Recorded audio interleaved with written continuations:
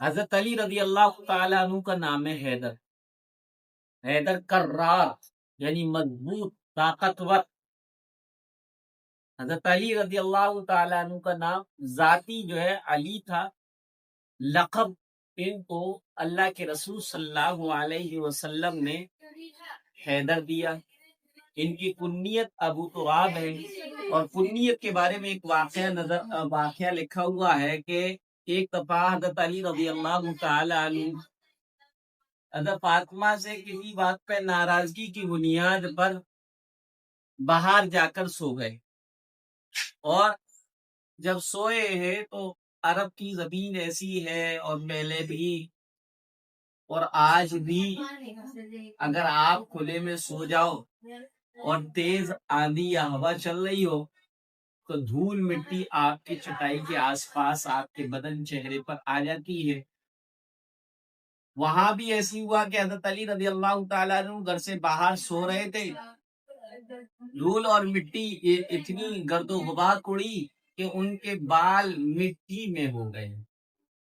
تو اللہ کے رسول صلی اللہ علیہ وسلم آئے اور آپ نے فرمایا قم یا ابا تراب، اے مٹی کے ابا اڑ جاؤ. سمجھ میں آ گیا؟ اس لیے ان کی کنیت ابو تراب بھی ہو گئی.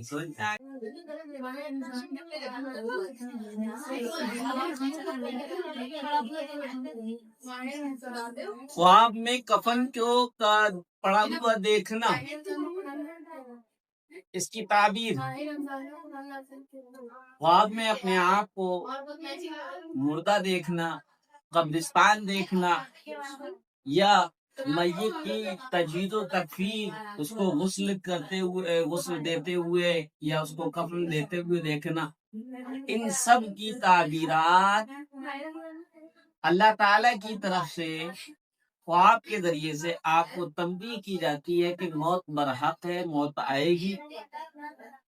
اپنی زندگی میں کچھ ایسے عمل ہو رہے ہیں جو عمل فکر آخرت سے دوری کے ذریعہ بن رہے ہیں، اس لیے ان عمل اور ان گناہوں سے توبہ کی جائے اور فکر آخرت کا خیال رکھا جائے اور ان گناہوں کو چھوڑ دیں.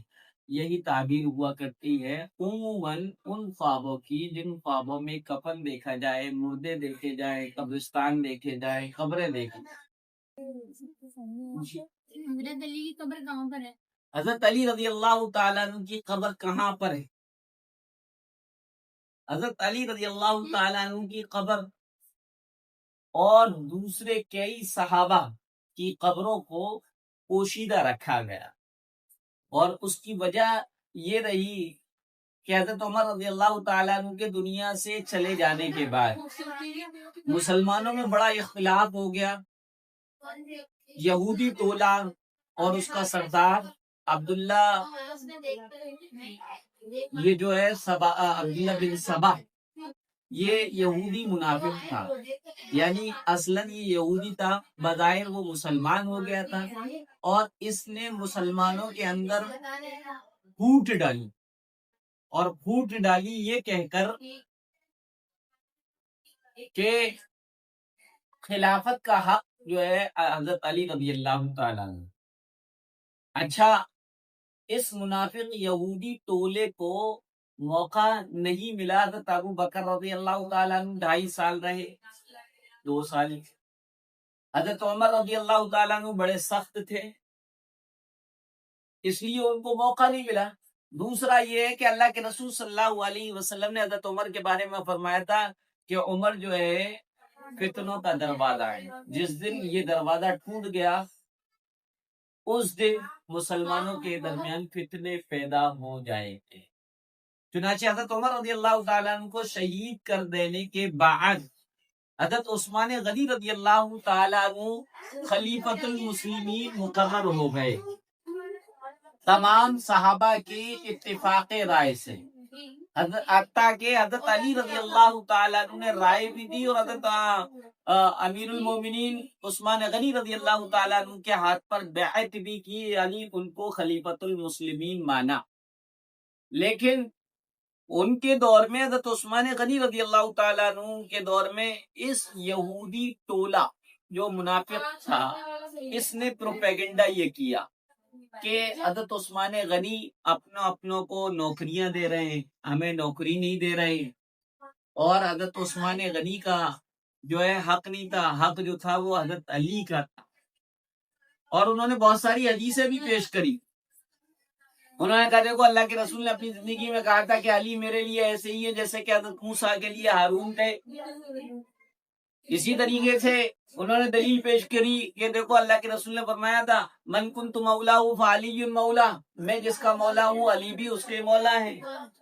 اسی طریقے سے حدیث پیش کری انا مدینۃ العلم وعلی بابوہا، کہ میں علم کا شہر ہوں، علم کا سٹی ہوں، اور اس کا دروازہ علی. چنانچہ حضرت علی رضی اللہ تعالیٰ عنہ کے نام پر فتنہ پھیلایا گیا، لوگ باغی ہو گئے، مخالفت کی گئی.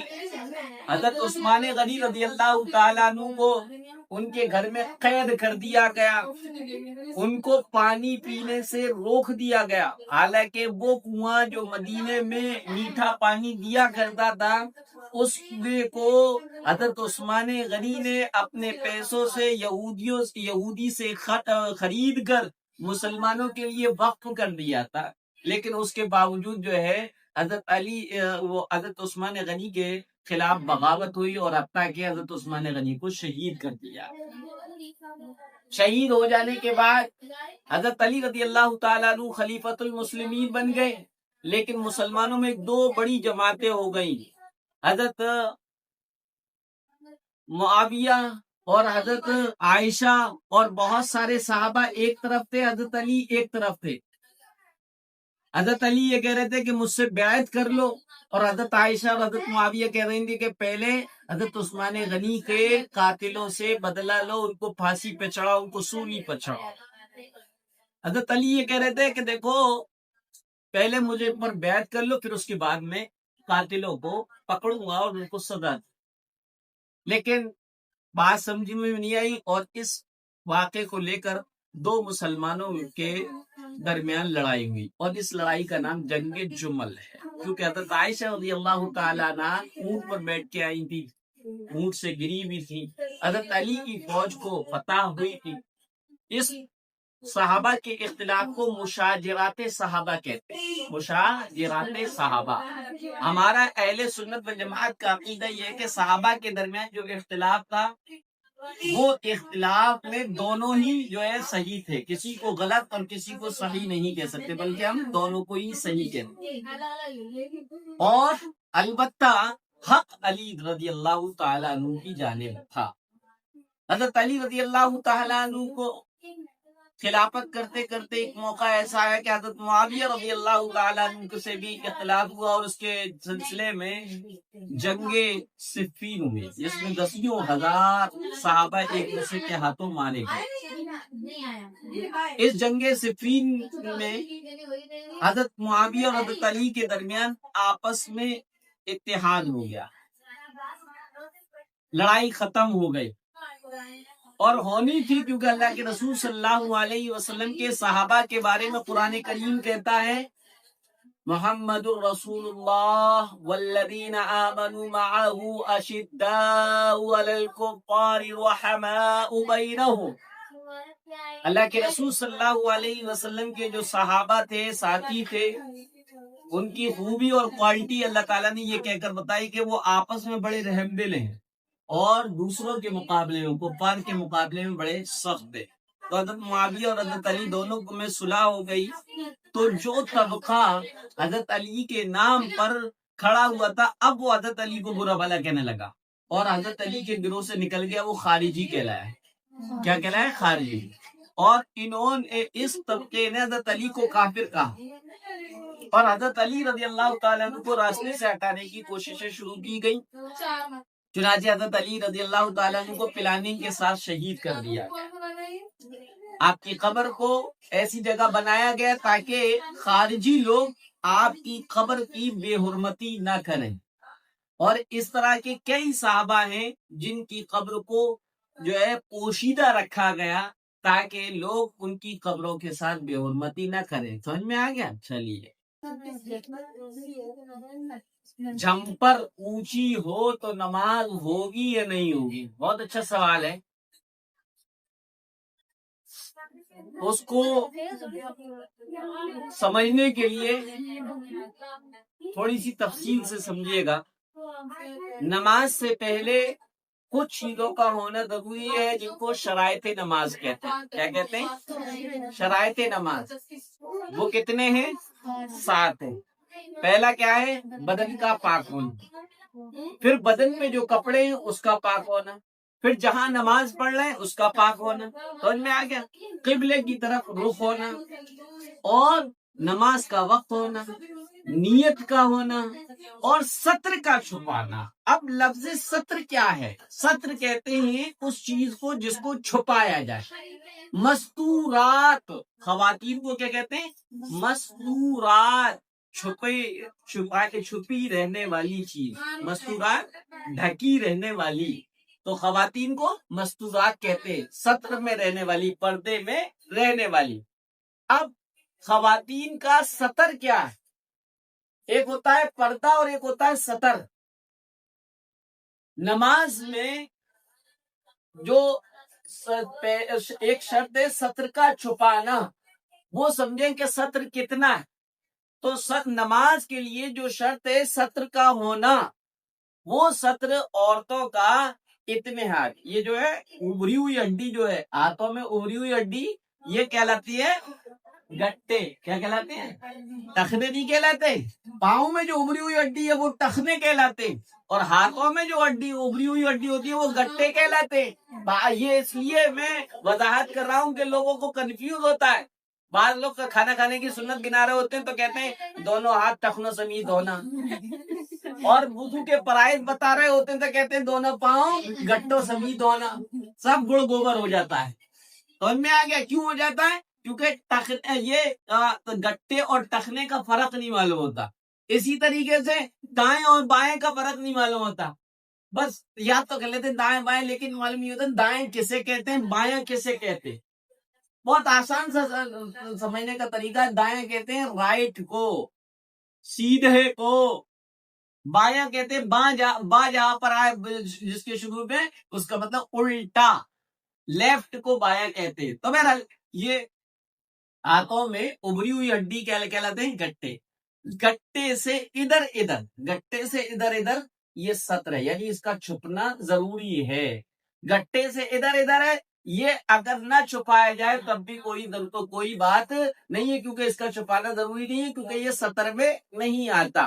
یہ چہرہ، پیشانی کے لیے سے یہ اتنا چہرہ عورتوں کا یہ ستر سے باہر ہے. سمجھ میں آ گیا؟ 2 ہو گئے. تیسرا پاؤں، دونوں پاؤں ٹخنے سمیت، ٹخنے سے نیچے، ٹخنے سے نیچے تک یہ دونوں پاؤں نہ کہہ کے یہ کہہ لو قدم. دونوں قدم جو ہے ستر سے باہر ہے. ان چہرہ، دونوں ہاتھ اور قدم یہ کھلے رہے، اور بعد باقی کا سارا بدن ڈھانپنا ضروری ہے، جس کو ستر کہتے ہیں. لہذا اگر ستر کچھ کھلا رہ گیا اور اتنی دیر تک کھلا رہا نماز میں جتنی دیر میں 3 مرتبہ سبحان اللہ سبحان اللہ سبحان اللہ پڑھ لیا جائے، یعنی مان لو 60 سیکنڈ، 1 منٹ یا 30 سیکنڈ مان لو، اگر اتنی دیر تک یہ کھلا رہا تو نماز نہیں ہوگی. کیوں؟ کیونکہ نماز سے پہلے جو 7 چیزیں شرط ہے نا، یہ 7 چیزیں نماز کے شروع کرنے سے نماز کے ختم تک رہنی چاہیے. درمیان میں کوئی چیز نہیں رہی تو نماز نہیں ہوگی. مثلا آپ نے جب نماز شروع کری اس وقت آپ کا ستر جو کہا، لیکن درمیان نماز میں موری اونچی ہوئی اور نیچے کر لی تو کوئی بات نہیں، لیکن جو ہے کھل گئی اور اتنی دیر تک کھلی رہی تو نماز فاسد ہو جائے گی، نماز خراب ہو جائے گی. سمجھ میں آ گیا؟ آگے سمجھ میں. لہذا اگر کسی نے نماز ایسی حالت میں پڑھی کہ اس کا ٹراؤزر یا اس کا پائجامہ یا اس کی شلوار ٹخنوں سے اوپر تھی، یعنی کہ نصف پنڈلی تک تھی یا یہ تھی، تو اب ایسی صورت میں ہر عضو، ہر انگ، ہر پارٹس آف باڈی کا 1/4 اگر کھل گیا اور اتنی دیر تک کھلا رہا جتنی دیر میں 3 مرتبہ سبحان اللہ کہا جا سکے گا، تو پھر نماز فاسد ہو جائے گی، خراب ہو جائے گی، دوبارہ سے نماز پڑھنا واجب اور ضروری ہوگا. آگے سمجھ میں؟ کیڑوں کے لیے کھانا دلاتے نہیں کہتے اب حضرت سلیمان کی قسم دلایا تو دلانی چاہیے کہ نہیں؟ کیڑے یعنی سانپ وغیرہ گھر میں عموماً نکل آتے ہیں، کیونکہ بارش کے موسم میں یہ زیادہ نکلتے. سانپ ہے، بچھو ہے، کیڑے مکوڑے ہیں. تو اس سلسلے میں سب سے پہلی بات تو یہ سمجھ لی جائے کہ ان کو مار دیا جائے، کوئی گناہ نہیں ہے. اقتلوا الموذی قبل الایذاء، اللہ کے رسول نے فرمایا تکلیف دینے والے جانور کو تکلیف دینے سے پہلے مار دو. سمجھ میں آ گیا؟ لیکن ہمارے یہاں سانپوں سے متعلق کچھ توہم پرستی میں لوگ مبتلا ہیں. توہم پرستی کسے کہتے ہیں؟ توہم کہتے ہیں کہ کسی چیز کو جو کہ بے بس ہو، کمزور ہو، لاچار ہو، لیکن اس چیز کو نفع دینے والا یا نقصان دینے والا سمجھ لیا جائے تو یہ توہم پرستی ہے. کیا ہے؟ توہم پرستی ہے. تو کیڑے یعنی سانپوں سے متعلق سب سے جو مسلمانوں کے اندر اور خاص طور پر عورتوں کے اندر جو توہم پرستی آئی ہے، اس کی وجہ کیا ہے؟ سب سے پہلی وجہ تو یہ کہ عورتوں میں سانپ سے متعلق جو غلط نظریات ہیں، غلط سوچیں، اس کی وجہ یہ ہے کہ عورتوں میں دین نہیں ہوتا. دین سے دوری کی وجہ سے ان کے اندر جو ہے بہت ساری باتیں ایسی آ گئیں جو کہ دین نہیں ہے بلکہ توہم پرستی میں سے آ گئی. یا دوسری وجہ یہ ہے کہ ہمارا جو رہن سہن ہے ہندوؤں کے ساتھ بھی رہتا ہے. ہم میں سے بہت سارے ایسے ہوتے ہیں جن کے میکے میں بھی ہندو ہوتے ہیں، میکے میں نہ ہو تو سسرال میں کوئی نہ کوئی آس پاس ہوتا ہے، عورتوں کا آنے جانے لگا رہتا ہے.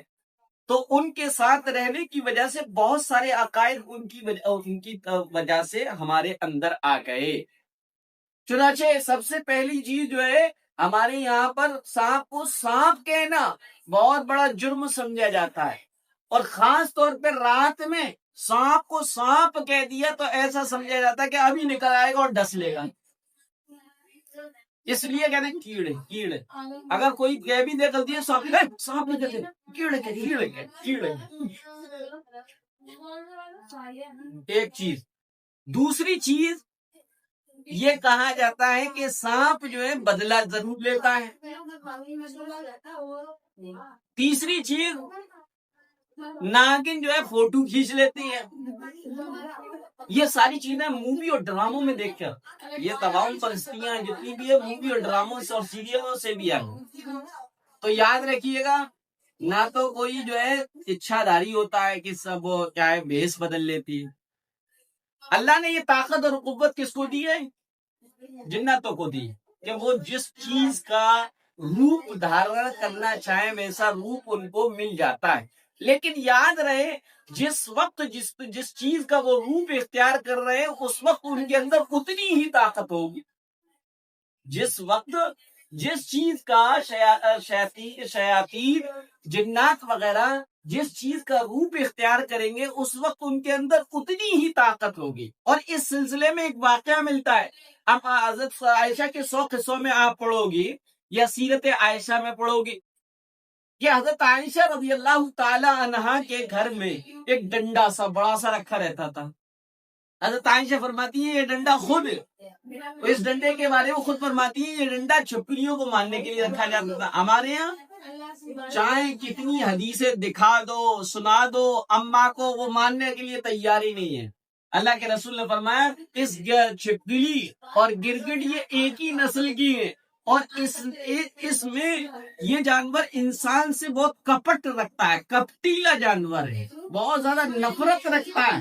اور اللہ کے رسول نے اس کا پروف دیا کہ یہ اتنا کپٹیلا جانور ہے کہ جب حضرت ابراہیم علیہ السلام جو جلیل القدر پیغمبر ہیں، جن کو خلیل اللہ کہا جاتا ہے، جن کو اللہ نے قرآن کریم میں امام الناس بتایا ہے، جو یہودیوں کے لیے، عیسائیوں کے لیے، مشرکین کے لیے، مسلمانوں کے لیے آئیڈیل اور پیشوا سمجھے جاتے تھے۔ بہرحال تو حضرت ابراہیم علیہ السلام کو ان کے وقت کا جو بادشاہ نمرود تھا، اس نے توحید کی دعوت و تبلیغ کرنے کے جرم میں حضرت ابراہیم علیہ السلام کو اس آگ میں ڈالا جو کئی مہینوں سے سلگائی جا رہی، اس میں ڈال دیے۔ ڈالنے کے بعد گرگٹ جو ہے اس میں پھونک مار رہا تھا، گرگٹ پھونک مار رہا تھا آگ کو تیز کرنے کے لیے، بھڑکانے کے لیے۔ چنانچہ گرگٹ اور چھپکلی کی زبان بہت لمبی ہوتی ہے، آپ غور سے دیکھنا، اتنی تیزی کے ساتھ زبان نکالتی ہے، بہت دور سے کیڑے کو کیچ کر کہا کر جاتی ہے، پتہ ہی نہیں لگتا ہے۔ چھپکلی کی ایک عادت بھی ہوتی ہے کہ یہ ہر کھلی ہوئی چیز میں منہ ڈالتی ہے، خاص طور پر آپ کے وہ ٹوتھ پیسٹ اور ٹوتھ برش جو ہوتے ہیں نا، وہ آپ یہ ایسی لگتی ہے کتنے چھپکلی چاٹ لیتے، برش کو کیپ والا کور والا کر کے رکھا ہے، کور بند کر، اب ہمیں پتہ ہی نہیں ہوتا، بے دھیانی میں کبھی تم امی کا کر لو، کبھی امی تمہارے ہی کر لیں۔ حالانکہ اسلام تہذیب کو سکھاتا ہے، سلیقہ بندی کو بھی سکھلاتا ہے، وہ یہ بتاتا ہے کہ کچھ چیزیں ایسی ہیں جو انسان کی علیحدہ ہونی چاہیے۔ ہمارے یہاں وہ علیحدہ نہیں ہوگی، تولیہ ایک ہی، سب کی ایک، کوئی منہ پہنچ رہا ہے، کوئی بدن پہنچ رہا ہے، کوئی بغل پہنچ رہا ہے، کوئی لے کے نہانے کے بعد اس کو باندھ ہی لے رہا ہے، ایک ہی ہوتی ہے تولیہ۔ کنگا سب کا ایک، کنگا کبھی کبھی ایسا ہوتا ہے کہ انہوں نے کنگا کیا، ان کے بال جھڑ لگے، وہی کنگا آپ نے اٹھا کے کرنے لگا تو پتہ چلا آپ تک جھڑتے نہیں تھے، اب جھڑنا شروع ہو گئے، ہیئر فال ہونے لگا، اور آپ دکھی ہوتی، جب آپ کنگھی کرتی ہیں اتنے سارے بچے نکلتے ہیں، آپ کہتے ہیں ہائے کیا کریں، کوئی تیل بتا دو، کوئی دعا بتا دو۔ تو تیل اور دعا بتانے سے پہلے اس کی ضرورت نہیں پڑے گی، کنگا اپنا علیحدہ ہونا چاہیے، برش علیحدہ ہونا چاہیے، برش ہوتا بھی علیحدہ، لیکن وہ رکھا ایک جیسے رنگ کے ہوتے ہیں، کسی کا کوئی کر لے، کوئی کسی کا کر لے، بہرحال تو یہ جو ہے چھپکلی کو اللہ کے رسول نے مارنے کے لیے کہا کہ اگر کوئی اس کو مارتا ہے تو اس کو ایک بار میں مار دے گا تو اس کو زیادہ نیکیاں ملیں گی، دوسرے بار میں مارے گا تو اس سے کم نیکیاں ملیں گی، تیسرے بار میں مارے گا تو اس سے کم نیکیاں ملیں گی۔ بہرحال مارنے کے لیے اللہ کے رسول نے کہا ہے۔ اما عائشہ کے یہاں ڈنڈا رکھا رہتا تھا، ہم لوگ جو ہے مارتے نہیں، وہ جنات ہیں نقصان پہنچائیں گے، چھپکلی سے ڈر بھی لگتا ہے، مارتے بھی نہیں ہے۔ اور دوسرا طریقہ کیا ہے، ہمارے بچے باہر جنگلوں میں مارتے پھرتے، گھر میں رہتے ہوئے اگر کہیں چھپکلی دکھ جائے تو مار دینا چاہیے، یہ سمجھ میں آ گیا۔ اسی طریقے سے سانپ اور بچھو کے بارے میں اللہ کے رسول نے فرمایا کہ دیکھو یہ تکلیف دینے والے، ان کی فطرت میں ڈسنا ہے، ان کی فطرت میں کاٹنا ہے، یہ کوئی نقصان ضرور پہنچائیں گے، لہذا ان کو نقصان پہنچانے سے پہلے مار دو۔ حتیٰ کہ اتنی آسانی دی اسلام نے کہ آپ نماز پڑھ رہی ہیں، ٹھیک ہے، نماز پڑھی، آپ کے سامنے سے جو ہے سانپ نکل کے جا رہا، آپ نماز توڑیے، پہلے سانپ کو ماریے پھر نماز پڑھ لیجیے گا۔ تو حضرت عائشہ رضی اللہ تعالیٰ عنہ کے جو ڈنڈا تھا، ایک دن ان کے گھر پہ کمرے میں، ان کے روم میں، حجرے میں سانپ نکل آیا، انہوں نے لے کے ڈنڈے سے چل دیا، تم لوگ تو جو ہے پانی میں آ کر کانپنے لگو گی، لیکن بہادر ہونا چاہیے۔ حضرت صفیہ رضی اللہ تعالیٰ عنہ اللہ کے رسول کی پھوپھی، ایک غزوے کے موقع پر انہوں نے کہہ دیا جاؤ تم مردوں سے کہہ دیا تم لڑو، ہم عورتوں کی حفاظت کر لیں گے، اگر کوئی کافر آئے گا ہمارے خیموں کی طرف تو ہم اس کی خبر لے لیں گے۔ چنانچہ کافروں نے حملہ بولنا چاہا تو حضرت صفیہ نے تلوار نکل کے ایک نہیں کئی کافروں کو جہنم میں پہنچایا ہے۔ اتنے ہونا چاہیے، آپ کو کراٹے بھی آنا چاہیے، آپ سیلف ڈیفینڈ بنے، آپ ٹیسنگ باتی ہیں، ذرا کوئی گلی سے نکلتے ہوئے کچھ کہتے ہوئے آپ ہوتی ہوئی گھر میں پہنچ جاتی ہیں، وہیں پر آپ ان کو جواب دیں تو پن ہے، پن نکال لیجیے، جب وہ زیادہ کرا آپ میں گھسڑ دیجیے، بس فتح پورا کرتے ہیں۔ اتنا بہترین ہتھیار آپ کے پاس، بس ایک پن نکال کے پہلے سے رکھیے، 8-10 تو پن ویسے ہی لگے رہتے ہیں آپ کے، ایک پن نکال کے رکھ لیجیے گا اور گزرتے ہوئے گھسڑ لیجیے، ان کو اوقات دکھانا پڑے گی نا. اور کیسے ابھی ابھی ایک واقعہ ہوا تھا, وہ مسکان جو نہیں چل رہی تھی, مسکان نام کی لڑکی پورے کالج میں, اس نے کیسی ہمت کا کام دیا, اللہ اکبر کہتی ہوئی جا رہی تھی, سارے کے چکے چھوڑتی ہے. بہرحال حضرت عائشہ رضی اللہ تعالیٰ عنہ نے اپنے گھر پہ رکھی ہوئی لاٹھی کو, ڈنڈے کو اٹھایا اور سانپ کو مار. سانپ کو مارنے کے بعد بات آئی گئی ہو گئی. جب حضرت عائشہ سوئی تو خواب میں کوئی ایک عورت اور ایک مرد رو رہے ہیں اور کہہ رہے ہیں کہ انہوں نے حضرت عائشہ کی طرف سوتے ہوئے میں اشارہ کر رہا ہے, انہوں نے ہمارے بچوں کو مارا, انہوں نے ہمارے بچوں کو مارا. حضرت عائشہ کہتی ہے میں نے تو کسی کو نہیں مارا, میں کسی کو قتل کیسے کر سکتی ہوں.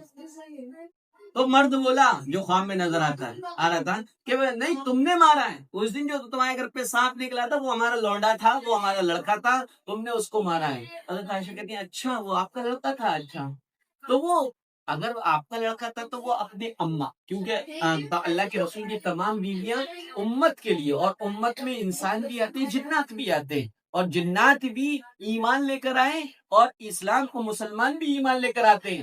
اور جس طریقے سے انسانوں میں کافر ہیں اسی طریقے سے جناتوں میں بھی کافر ہیں. مسلمانوں میں اچھے برے, ایسی ہی جناتوں کے جو مسلمان ہیں وہ بھی اچھے برے. یہی وجہ ہے کہ اللہ کے رسول طائف کے سفر سے جب واپس آئے تو آپ کی تسلی کے سامان کے لیے ایک جناتوں کی جماعت آپ کے پاس آئی اور اسلام قبول کیا, جس کے موقع پر کیا ہے سورہ جن نازل ہوئی, قل اوحی انما, وہ پوری آیت ہے جنات کی کہ جنات آئے اور ایمان قبول کیا. تو اما عائشہ نے کہا کہ اگر وہ آپ کا لڑکا تھا تو وہ اماں کے کمرے میں کیا کر رہا تھا, اماں کے پاس کیوں آیا تھا؟ کہا وہ آپ کا دیدار کرنے آیا تھا. کیا اچھا, خواب ختم ہو گیا. حضرت عائشہ رضی اللہ تعالیٰ نے کہتی ہے کہ مجھے بہت افسوس تھا, میں ہمیشہ اس غلطی کا جو کہ مجھ سے انجانے میں ہوئی تھی میں اس کی طرف سے صدقہ کرتی رہتی ہوں. تو پتہ چلا کہ اگر جنات کسی بھی چیز کے روپ اختیار کرے گا اس وقت اس کے اندر اتنی ہی طاقت ہوگی. سمجھ میں آ گیا؟ لیکن یہ ضروری نہیں ہے کہ سانپ ہوگا تو وہ جنی ہی ہوگا, چپکلی دیوار پہ تو وہ کوئی جنی ہی ہوگی, وہ اگر کوئی کتا ہے تو وہ جنی ہی ہوگا, اور بلی ہے تو وہ جنی ہی ہوگی. ہاں البتہ یہ تجربات یہ سیاہ, بالکل سیاہ کالا بھجنگ جو کتا ہوگا, بالکل کالی جو بلی ہوگی, اور بالکل کالا جو سانپ ہوگا, وہ عموماً جنات ہوتے, لیکن قاعدہ کلیہ نہیں ہے. بہرحال تو سانپ کو یہ کہنا کہ بھائی ان سے نقصان ہو سکتا ہے تو ان کو مارنے کے لیے کہا ہے مار دینا چاہیے. لیکن بعض خواتین کو دیکھا ان کے گھر میں کیڑا نکلا, ہم تمہیں سلیمان علیہ السلام کی قسم دیتے ہیں تم جہاں سے آئے وہیں پر چلے جاؤ, بھیا چلے جاؤ, ہم تمہیں نقصان نہیں پہنچا رہے, تم ہمیں نقصان نہیں پہنچا رہے. یہ بالکل غلط. ہاتھ جوڑ تو کسی کو کسی کے آگے جائز نہیں ہے سوائے اللہ کے. سمجھ میں آ گئے؟ ہاں بعض بزرگان دین کے یہ معمولات ہیں کہ آپ سانپ کو نہیں ماننا چاہتی یا آپ کے اندر ہمت نہیں ہے. تو سلیمان علیہ السلام ایک اللہ کے پیغمبر رہے جن کی حکمرانی ساری مخلوق پر چلا کرتی تھی اللہ کے حکم سے, ان کی قسم دے دی جاتی چلے جاتے. چنانچہ چیٹیاں نکل آئے کسی کے گھر میں, یا ایھا النمل ادخلوا فی مساکن, سورہ نمل میں جو ہے وہ آیت لکھ کے ڈال دی جائے کاغذ پر یا پڑھ کے پھونک دی جائے تو چیٹیاں غائب ہو جاتی ہیں. تو اس طریقے سے وہ چلے جاتے ہیں, چلے جاتے ہیں. لیکن نہ جائے تو مار دو, لیکن مار دینا زیادہ افضل ہے. کیوں؟ کیونکہ وہ گھر کے کسی نہ کسی کونے میں جائے اور پھر کبھی بھی نکل کے کسی کو بھی نقصان پہنچا سکتا ہے. تو یاد رکھیے گا ان کو دودھ پلانا. یہ وہ ہمارے جو برادران وطن ہندو ہیں وہ سانپ کو دیوتا مانتے ہیں, اس کو دودھ پلاتے ہیں, ان کے آگے ہاتھ جوڑتے ہیں, ان کی پوجا پانڈ کرتے ہیں, اور یہ چیزیں ہمارے یہاں بھی آ گئی ہیں. تو یاد رکھو بہادر ہونا چاہیے. مسلمان عورتیں مسلمان لڑکیاں بہادر ہوں، اور جب کوئی وہ نکلے صاحب تو اس کو مار دو، قتل کر دو، نہ تو آپ کی پکچر اس کے DSLR تھوڑی لگا ان کی آنکھوں میں جو کیا ہے آپ کا وہ کھیلے گا، اور آپ اس کو دن میں کہہ سکتے ہیں، رات میں اس کو سانپ کہہ سکتے ہیں، بھائی سانپ کو سانپ نہیں کہیں گے تو کیا کہیں گے؟ کیڑے کبھی کبھی اس کا بڑا نقصان ہوتا ہے. کیا عام طور پہ یہ چیزیں کس میں عورتوں میں ہیں؟ آپ نے کو سانپ دیکھا، ٹھیک ہے، مجھ سے اپنے بھائی سے اپنے ابا سے آپ کہہ رہی ہیں کہ بھیا ادھر کیڑا چلا گیا تو مار دینا، تو وہ کیا کہے گا؟ ارے چھوڑ ٹھیک ہے کیڑا ہی تو ہوگا، وہ کالا والا کیڑا. آپ نے کہا انہوں نے کیڑے کو کیڑا سمجھ کے چھوڑ دیا، اور آپ بھی سو گئے وہ بھی سو گئے، اور وہ نکلا اور نکلنے کے بعد ڈس لیا تو اس کا نقصان ہوگا، اس کا نقصان ہوگا. اس لیے یہ کہو نہیں بھائی کیڑا یعنی کہ لمبا والا سانپ اجگر اژدہا وہاں پر ہے، اس کو کاٹو، اس کو مار دو، لو ڈنڈا. اور اسی طریقے سے سانپ کو مارنے کے بعد اس کو جلانا ضروری نہیں ہے. یہ فلموں سے سیکھ لیا، نہیں جلانا چاہیے اور دودھ ڈال کے آنا چاہیے، کیونکہ اس کے کیمرے سے ایسا سمجھ میں آ گیا. تو کس کا سوال تھا آگے سمجھ میں؟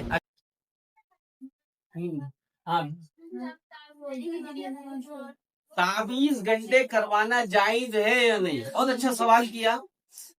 تو دیکھیے گا حدیث من علق التمیمۃ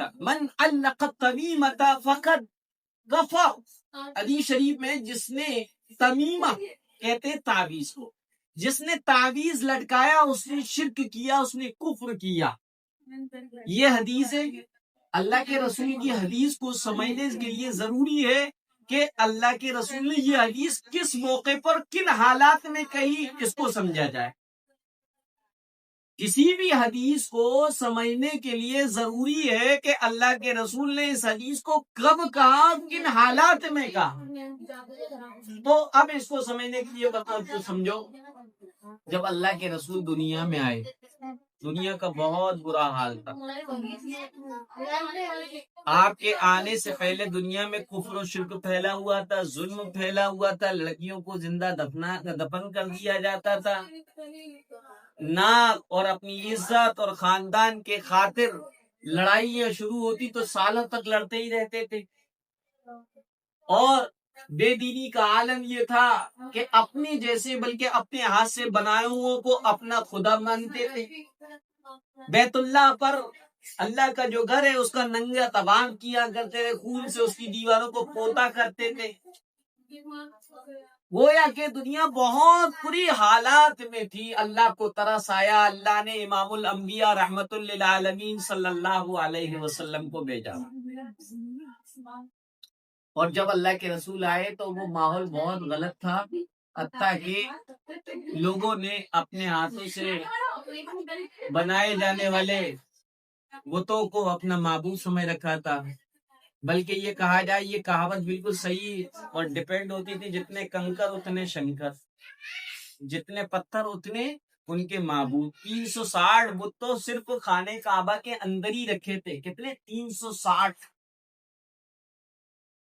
شرک کا دورہ تھا.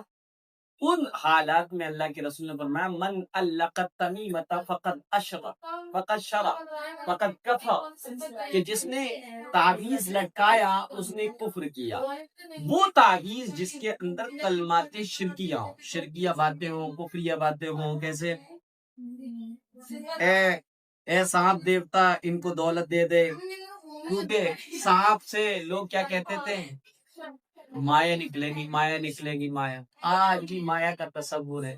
پرسوں میں ایک کے یہاں پر گیا، انہوں نے کہا اچھا میں جاتا ہوں، تو لوگ زیادہ تر علماء میں، خواص میں، عوام میں تعبیر پوچھتے ہیں، مجھ سے ہی پوچھتے ہیں.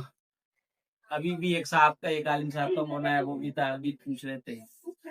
تو لوگ تعبیر پوچھتے ہیں، مسئلے نہیں پوچھتے.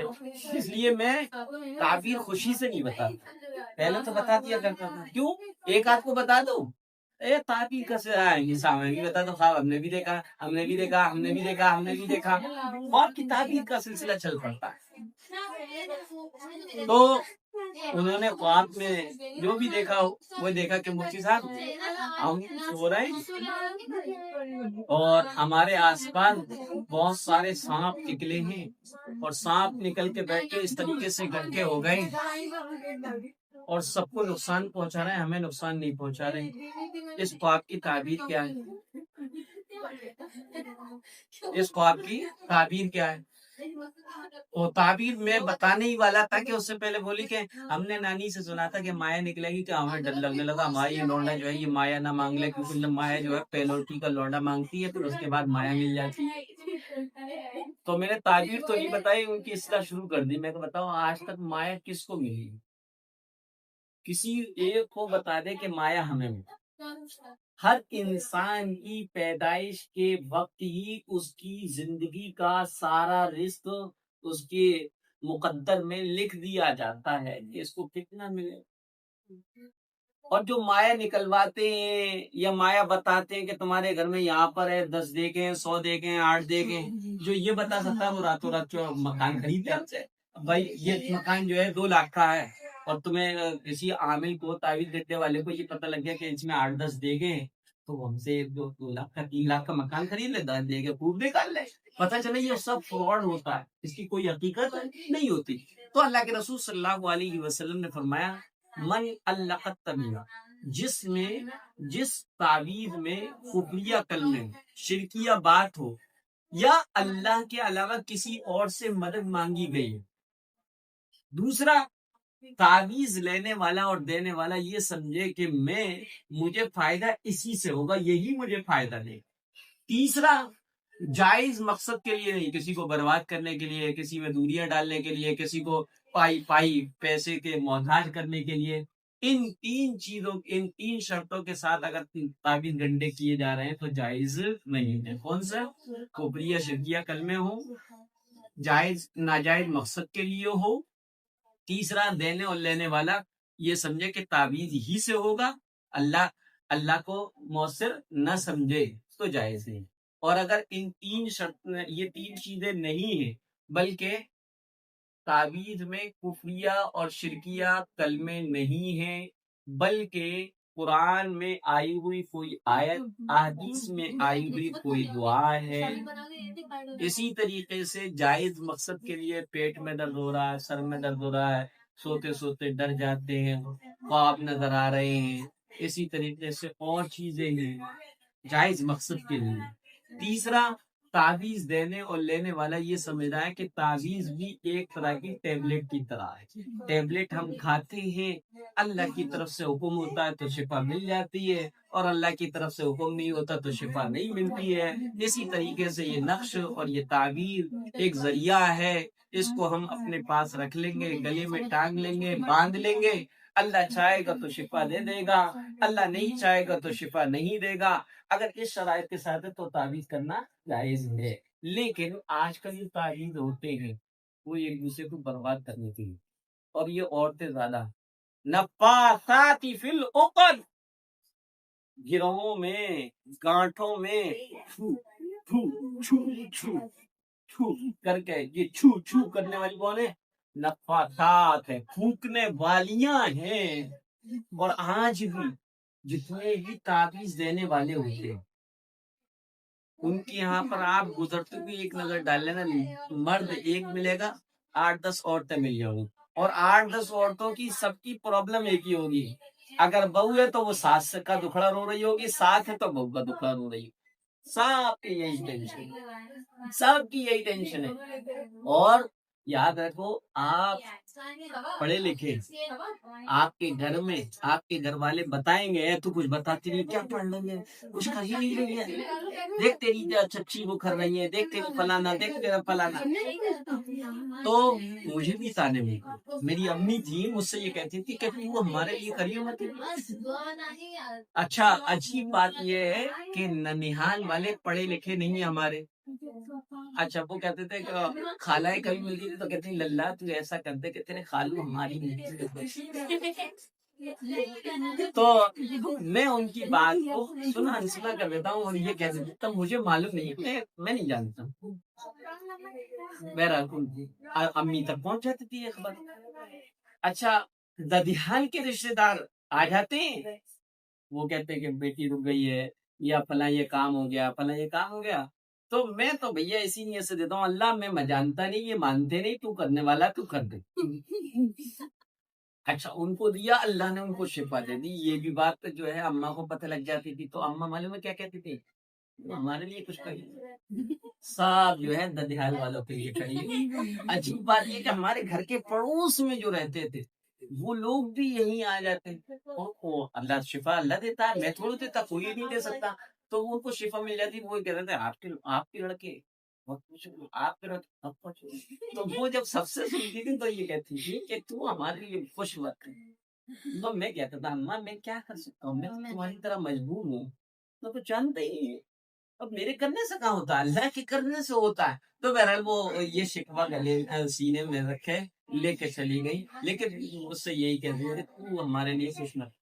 میں کر کیا سکتا ہوں، میں تو مجبور ہوں. تو بہرحال اسی طرح کے تانے آپ لوگوں کو کیوں ملتے ہوں. تو آپ اپنے گھر پہ یہ کہیے گا کرنے والی ذات اللہ کی. اور جو لوگ تعویذ گنڈوں پہ پھنس جاتے ہیں یا ان کا دماغ اس میں رہتا ہے کس نے کرایا، وہ اللہ سے تو دور ہوتے ہیں، ساتھ ساتھ اپنی زندگی کا چین اور سکون بھی گھر پاتے ہیں. دیکھو بھائی دنیا میں سکھ دکھ تو سب کے ساتھ آتے. کون ایسا ہے جو سکھی سکھ میں ہو؟ بیماریاں، ہاری بیماریاں، نفع نقصان، کام کا چلنا نہ چلنا، یہ تو ہر ایک کے ساتھ لگا ہوا ہے. دیکھ کسی 2 مہینے ہمارا کام اچھا چلا، 1 مہینے نہیں چلا، تو ہم یہ سوچیں گے وہ اوپر والیوں نے کرا دیا، نیچے والیوں نے کرا دیا، اس نے کرا دیا، اس نے کرا دیا. کسی کی کوئی طاقت نہیں ہے. اللہ کے رسول نے فرمایا تمہارے مقدر کا رزق جو اللہ نے لکھ دیا ہے وہ رزق کھانے سے پہلے موت بھی نہیں آئی. پہلے تم رزق کھاؤ، موت بعد میں ہے. اس لیے نہ تو کوئی ہمارا رزق روک سکتا ہے، نہ کوئی ہمارا کام بند کروا سکتا ہے. ہاں البتہ یہ کہ جو بھی تعویذ گنڈے سحر جادو ٹونا ہوتا ہے اس کا اثر تو ہوتا ہے، لیکن ایسا نہیں کہ وہ تقدیر کے فیصلے کو توڑ نہیں سکتا. تقدیر کے فیصلے کو توڑ نہیں سکتا. ہاں اس کا اثر ہو سکتا ہے. جیسے کہ اس کو مثال کے ذریعے سمجھیے گا، میں نے کیچڑ اٹھائی اور کیچڑ اٹھا کے آپ کو ماری، ٹھیک ہے، آپ کیچڑ میں نے اٹھا کے ماری آپ کو، آپ مریں گے نہیں، لیکن آپ کا یقیناً کپڑے وغیرہ گندے ہو جائیں گے، چہرے میرے پہ آگے تو وہ ناپاک آپاک ہو جائے. تو اب یہ سحر اور جادو ٹونا کرنا اتنا ہی برا ہے جتنا کہ کیچڑ ہاتھ میں لینا اور کسی کو مار، اور اس کا اثر اتنا ہی ہوگا. تھوڑا بہت لائف ہلتی ہے، تھوڑا بہت آپ ہل جائیں گے، ایسا نہیں ہے کہ وہ آپ کو ختم کر. سمجھ میں آ گیا؟ چلیے ان کا سوال سنو. ہاں جی. جیسے کوئی اگر غلط قرآن پڑھے اور دوسروں کو مجبورہ سے پڑھائے اور بہت سارے لوگ بیٹھے تو انہوں نے ایسی عورت اور ایسی عورتیں باقاعدہ بہت زیادہ ہر محلے میں ہیں، ہر محلے میں بڑی قابل بنتی ہیں، اور جب ان کی غلطیوں پر تنبیہ کی جائے تو وہ قرآن کو علیحدہ کر دیتی ہیں. نہیں بریلویوں کا الگ پڑھتے ہیں، دیوبندی الگ پڑھتے ہیں، مرد الگ پڑھتے ہیں اور عورتیں الگ پڑھتی ہیں. قرآن اللہ نے نبی پر اتارا. نبی کا قرآن سب کے لیے ایک، مرد کے لیے بھی ایک، عورت کے لیے بھی ایک. نبی نے اس کو پڑھنے کا طریقہ بتا دیا، وہ پڑھنے کا طریقہ مردوں کے لیے بھی ایک، عورتوں کے لیے بھی ایک. اس طرح کی عورتیں جو حجج، ملانی، مولون، مفتن کے نام پر قرآن کریم پڑھا رہی ہیں بچوں کو، اور قرآن کریم کو صحیح نہیں پڑھا رہی، قرآن کو مجہول، قرآن کا سب سے پہلا حروف کیا جائے کیا سین و سین، ہاں ہاں، جال جال جا جی جی جو جا، یعنی کہ سب سے پہلا قرآن میں کیا ہے، تصحیح حروف کی صحیح طریقے سے ادائیگی. حروف کی وائس، ایک حرف کی وائس دوسرے حرف کی وائس سے میچ نہ کھائے. عربک الفابیٹ الف سے لے کر یا تک کتنے 29 ہیں، کتنے 29 یہ حرف ان کی وائس ایک سی ہے ہی نہیں، 29 وائس 29 ہی، زال زال زا، کسی میں نرمی سے نکلے گا، کوئی سختی سے نکلے گا. بہرحال اگر کوئی عورت بچوں کو قرآن پڑھا رہی ہے اور حروف کی ادائیگی بھی نہیں کروا رہی، ایسے لوگوں کے پاس اپنے بچوں کو دینا جائز نہیں ہے. اور ایسی عورت کو بھی چاہیے کہ کوئی اور ذریعے معاش دیکھ لے، مڑائی کر لے، صدائی کر لے، ڈبے لگا لے، کچھ اور کر لے، کیوں قرآن نہ پڑھائے، کیونکہ اس کے بہت بڑا نقصان ہوگا. گناہ جاریہ ہے، گناہ جاریہ ہے کہ آپ قرآن کسی کو غلط پڑھائے، وہ جتنا پڑھتا ہے گا، جب تک پڑھے گا، جتنوں کو پڑھائے گا، سب کا گناہ آپ کو ملتا رہے. میں قرآن پڑھانے والوں کو مسجد میں بھی کہتا ہوں، اور میں نے جب تک ناظرہ قرآن پڑھایا تو میں اپنے ان کانوں کو بہت کھلا ہوا رکھتا ہوں. کچھ بھی ہو، ٹینشن ہو، کچھ بھی ہو، میں کچھ بھی کام کر رہا ہوں، میرے کان بہت کھلے رہتے ہیں. مجال نہیں ہے کیونکہ کوئی بچہ میرے پاس پڑھے اور آگے بڑھ جائے اور غلط پڑھ جائے. یہ پڑھانے کے 10-15 سال پڑھایا، اس لیے حقیقت ہو گیا ہے، وہ کوئی میرے سرخاب کے پر نہیں لگے. لیکن میرا اپنا ماننا یہ ہے کہ جس وقت میں قرآن شریف سن رہا ہوتا ہوں، اس کو توجہ سے سن رہا ہوتا ہوں، کیونکہ مجھے معلوم ہے کوئی حرف غلط پڑھا تو یہ ابھی تو نکل جائے گا، لیکن بعد میں پھر اس حرف کا اٹکے گا اور اس کو ہمیشہ غلط پڑے گا. اور بچے کرتے ہیں. آپ جی کو دیکھو ایک دم سے نیچے آ گئے، پہلی لائن سے ڈائریکٹ نیچے آ گئے، ایک صفحہ پلٹنے کے بجائے 4 صفحے پلٹ دیے، سنا دیا. اچھا میرے پاس جب مہمان آ جاتے ہیں، میں کسی سے بات کر رہا ہوتا ہوں تو بچے فوراً کہتے ہیں مصحف سنا دیا. یہ فائدہ اٹھاتے ہیں، بچوں کی فطرت ہے. تو میں کہتا ہوں اب دوبارہ سن، اگر سنا دیا تو دوبارہ، اور دوبارہ میں غلطی نکلائی تو بہت بری طریقے سے مارتا بھی ہوں. تو قرآن کریم کو صحیح پڑھاؤ. اگر آپ قرآن کریم کو نہیں پڑھا سکتے تو ضروری نہیں ہے پڑھاؤ. گناہ جاریہ ہے، جو بھی پڑھا رہے بالکل صحیح پڑھا ہے. اور ایسوں کے پاس اپنے بچوں کو نہ بھیجے، جو بھیج رہے وہ اپنے بچوں کے ساتھ ظلم کرتا ہے. ماں باپ بھی قصوروار ہوں گے، کیونکہ انگلش کے لیے، میتھ کے لیے اچھی سی اچھی کو ٹیوشن لگاتے ہیں. کیا وہاں پر بھیجا تھا، وہ اچھے نہیں پڑھا رہتے، ہمارے بچے کا انگریزی بولنے والا ہی نہیں ہوا، وہ باجر نیم میں مائی فادرس نیم بول ہی نہیں پاتا، لہٰذا ان کو ہٹایا. 300 روپے کا ٹیوشن لے رہے تھے، ان کو ہٹایا، 800 روپے میں لگایا. 800 روپے میں بھی اچھی گروتھ نہیں آیا، 1000 روپے والے نے ٹیوشن لگوائی. میتھ میں اچھا جو بھی وہ ہوتا اس کو. اسی طریقے سے قرآن کے بارے میں ایسا دوغلا پن کیوں ہے؟ قرآن جو اچھا ہے تو پڑھنے والا ہو اس سے ہی پڑھوایا جائے. اور جو لوگ یہ کہتے ہیں کہ عورتوں کا علیحدہ ہوتا ہے اور مردوں کا علیحدہ ہوتا ہے، بریلویوں کا علیحدہ ہوتا ہے، دیوبندیوں کا علیحدہ ہوتا ہے، یہ سوائے اپنے پیٹ کی دکانیں چلانے کے علاوہ اور کچھ نہیں. قرآن ایک ہی ہوتا ہے. اور قرآن کا سب سے بڑا معجزہ قرآن دل پہ اثر کرتا ہے. قرآن دل کو اچھا لگتا ہے.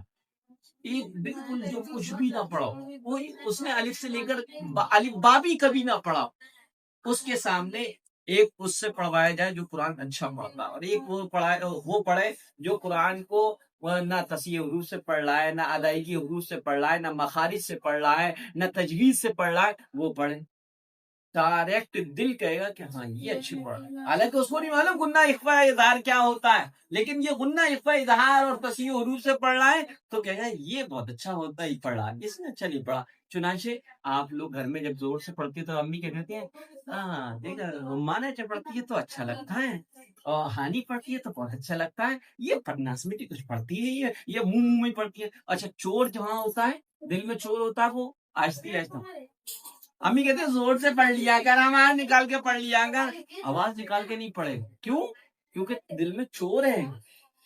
لہذا قرآن کریم کو اگر صحیح پڑھا جائے تو اس کی ایک بڑی کوالٹی یہ ہوتی ہے، پھر اس کو پڑھنے میں دل لگتا ہے. آج بیٹیاں گھر میں بچے قرآن کریم نہیں پڑھتے، اماں کی پھٹکارے کھاتے رہتے ہیں صبح سے شام تک.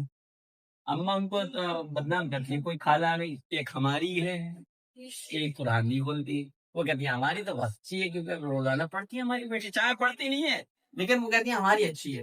ماں باپ کو بھی چاہیے بچوں کو رسوا نہ کرے دوسروں کے ساتھ. ہماری اماں کو پیچھے پیار کرے گی، مہمان آ جائیں گے تو کہے گی کہ ہمارا لوڈا بیکار ہے، نہ کام کو سنتا نہ کچھ پڑھتا.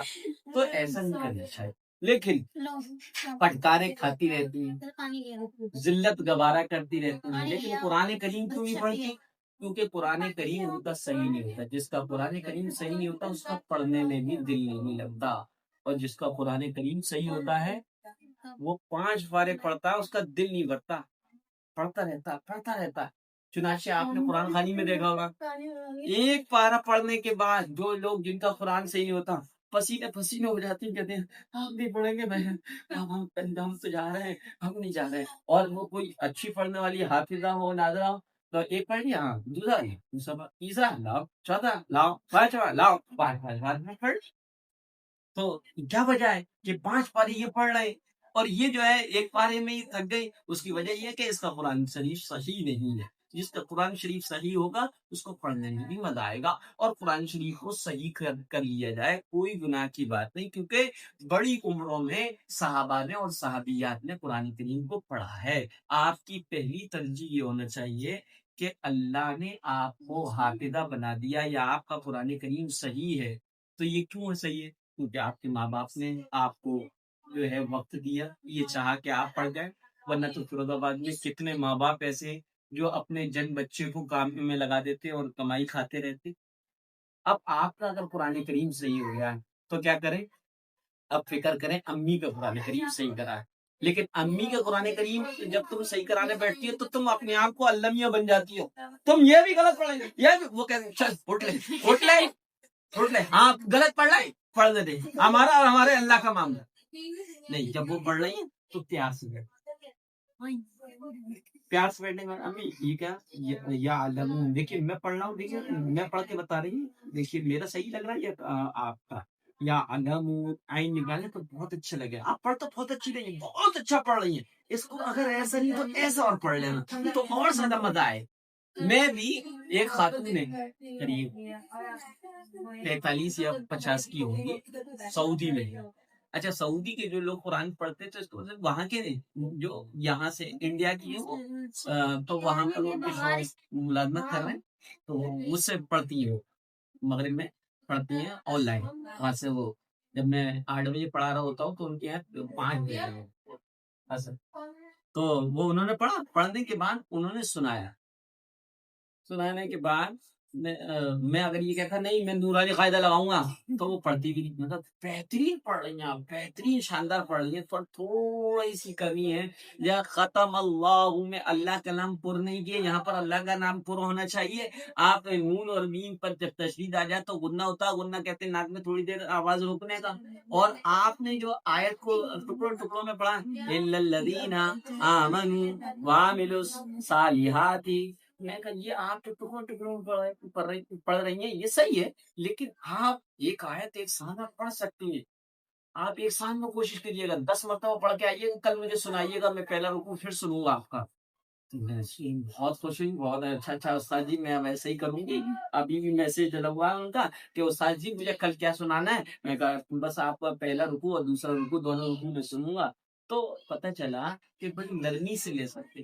آپ اپنی امی کا قرآن بہت محبت کے ساتھ, فکر کے ساتھ, کہ میری امی اگر قرآن اچھا پڑھیں گی تو اللہ کے یہاں پر وہ جو ہے اللہ کی پکڑ سے بچ جائیں گی. القرآن حجت لک علیک, یہ قرآن تمہارے حق میں گواہی دے گا یا تمہارے خلاف گواہی دے گا. تو درد کے ساتھ, فکر کے ساتھ امی کے پاس, اور یہ سمجھتے ہو کہ امی بڑی ہے, اپی آپ کی بڑی ہے, ایک دم سے آپ کو گے.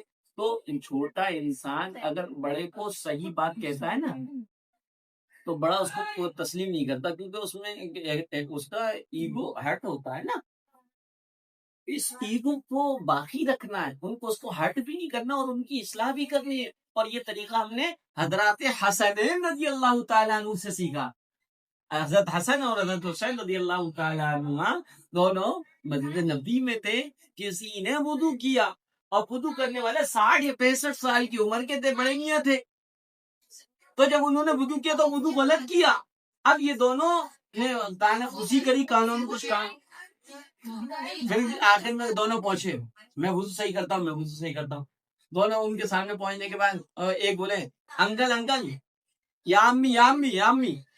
امی مانے چچا, اے چچا ہم دونوں بھائی ہیں اور ہم دونوں میں بحث ہو رہی ہے. یہ کہتے ہیں کہ میں وضو اپنے نانا جان کی طرح کرتا ہوں, یہ کہتے ہیں کہ یہ کرتا ہوں. ہم دونوں آپ کے سامنے وضو کرتے ہیں, آپ بتائیے گا کس کا وضو جو ہے سنت کے مطابق اور نانا اللہ کے رسول کے وضو کی طرح ہے.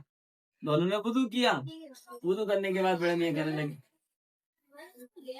میرے بچوں میں سمجھ گیا میری ہی غلطی, میرے بچوں میں سمجھ گیا میری ہی غلطی تھی. تو یہی طریقہ ہم اپنا امی کے ساتھ, اپنی کے قرآن کے ساتھ, اور ان کو فکر کے ساتھ لے کے بیٹھ. اور کبھی بھی آپ پورا نہ سنیے, 2 لائن صحیح کرائیے. میں بچوں سے جس وقت ناظرہ قرآن پڑھاتا تھا تو میں سارا وقت جو ہے پہلے پارے میں لیتا تھا, پہلے یا دوسرے پارے میں زیادہ نہیں دیتا تھا, 1 لائن 2 لائن 3 لائن. اور میں اس کو اتنا سنتا تھا. آپ لوگوں کو بھی پڑھانے کا طریقہ بتا دوں, آپ اس کا تھوڑا سنیں لیکن آیت ٹو آیت سنیں.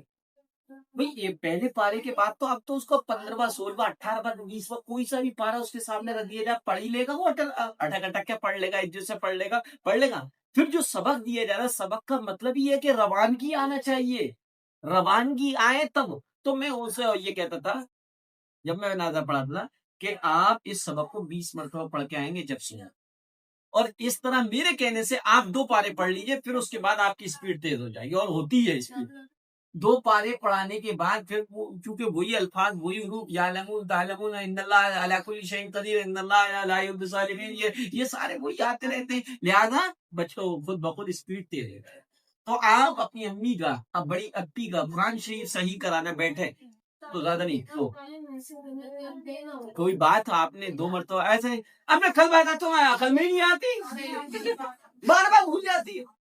بڑی عمر کی تم بھی بھولتی تھی, تم تو آپ جی سے اور مولانا صاحب سے اتنی ٹھگی ہو کہ اگر وہ دیکھ لیں تو سمجھ میں آ جائے کہ ہاتھ کو ہمیں سکھا رہی ہے, خود تو اتنے پونم خان ہو کر آتی ہے, وہ تو ڈنڈے سے ٹھکتی ہے.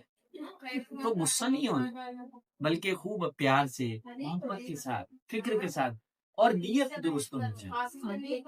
زور سے نہیں کہنا, کیونکہ آپ کی امی بڑی ہے نا, آپ کی چھوٹا بھائی سن لے گا, آپ کی بڑی بہن سن لے گا, تو ان کی بےعزتی ہوگی کہ آج سائمہ جو ہے امی کو ڈانٹ رہی تھی اور امی سے کہہ رہی تھی کہ تمہیں بالکل پڑھنا نہیں آتا. تو اس لیے جو ہے اس بات پہ فکر کرنا چلیے گا.